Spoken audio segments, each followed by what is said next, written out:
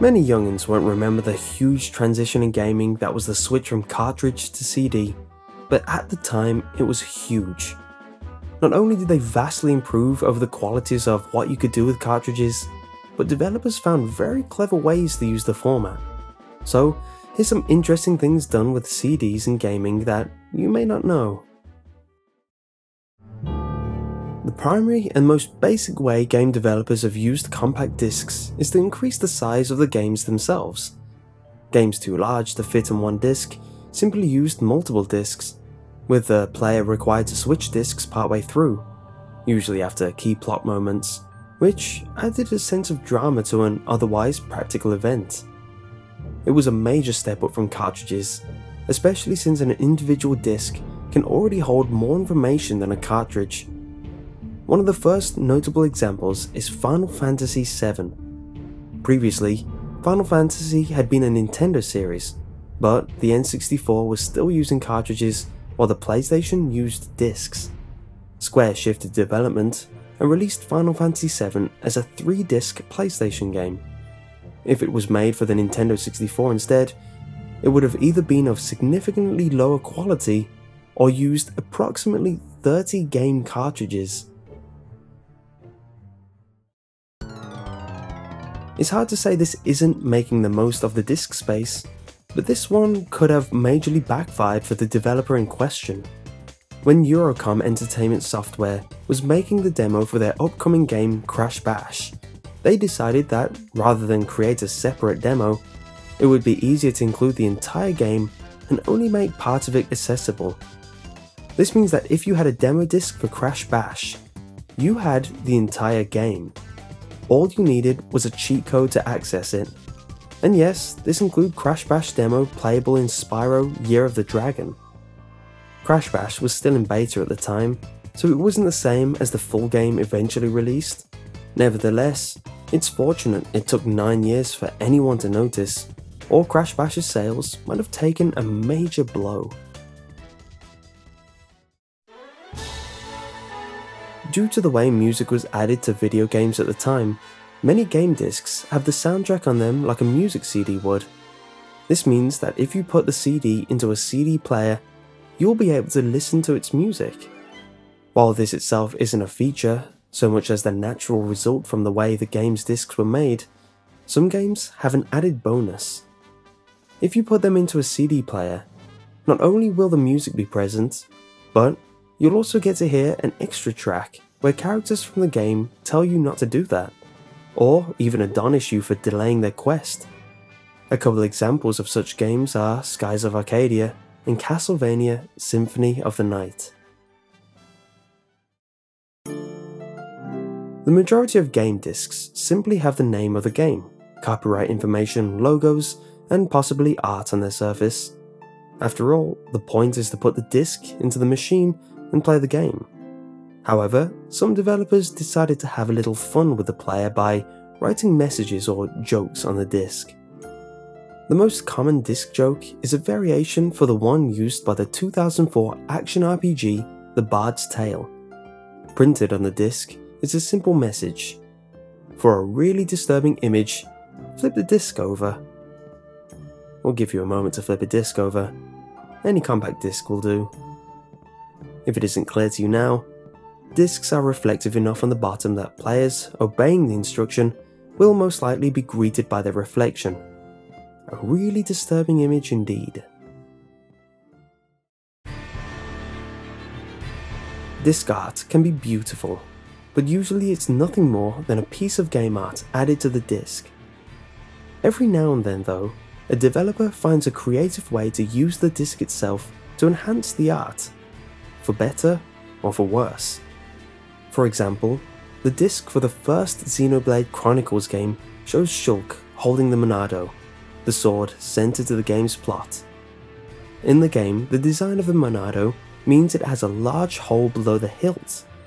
The art on the game disc is positioned so that the disc's hole is right where it should be on Monado.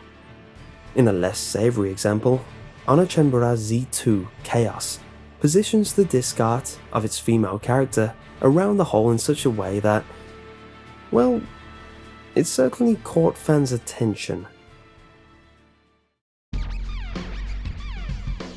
EA released Tiger Woods PGA Tour 99 for both the PC and PlayStation.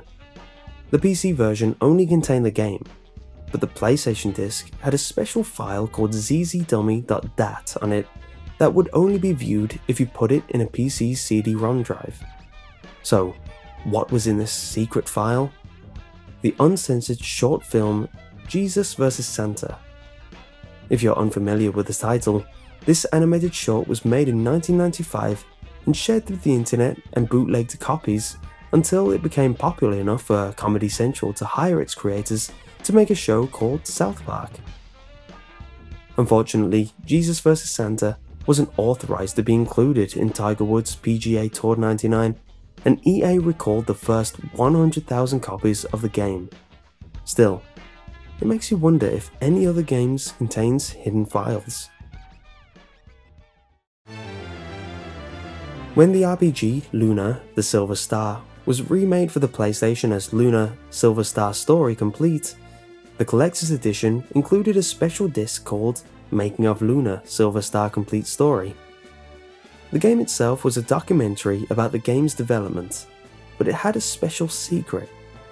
During the game, the character Ramos will eventually tell you a special code: up, down, left, right, triangle, start.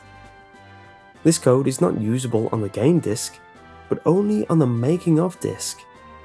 When entered during the making of movie, the code will give you access to a minigame called Lords of LUNAR.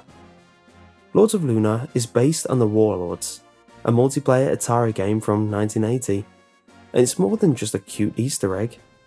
Lords of LUNAR supports up to 8 players, has numerous gameplay options, and is a fully fledged minigame. If you enjoyed the old game Warlords and wished it got a PlayStation remake, it has one. It's just hidden on the Making of LUNAR: Silver Star Story Complete disc. The majority of multi-disc games simply use the multi-discs to have enough space for the full game. You begin with disc 1, and when you reach the end you move on to disc 2. However, some games that feature multiple stories decided to split the content based on story. For example, the PlayStation Command & Conquer games feature multiple campaigns. Each campaign is on a disc. In Command & Conquer Red Alert Retaliation, the Allied campaigns is on disc 1 and the Soviet campaign is on disc 2. This means that you can play the entire game from start to finish with only disc 2 as one side. Similarly, games with multiple modes sometimes put separate modes on different discs. Gran Turismo 2 is such a game, with one disc for arcade mode and a second disc for simulation mode. More recently, Halo 3 ODST had one disc for its campaign, firefighting theater modes, and a separate disc for multiplayer. It's an extension of using multiple discs to hold larger games, but one that lets the developers make use of the format in significant ways. In a slight twist on the usual experience, Resident Evil 2 is a cross between an experience like Final Fantasy VII, where you play a single story across multiple discs, and the previous examples like Command & Conquer that separate campaigns by discs. Resident Evil 2 has 2 main characters, and the PlayStation version came with 2 discs.